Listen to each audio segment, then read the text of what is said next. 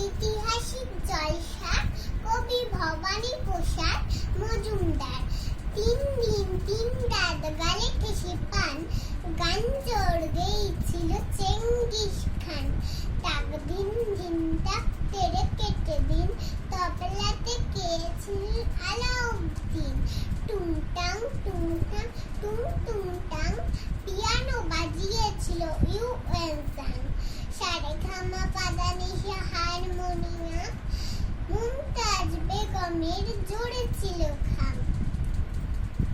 বাদশাহ শাহজাহান বাজালেন ডোল, সাথে নিয়ে 1700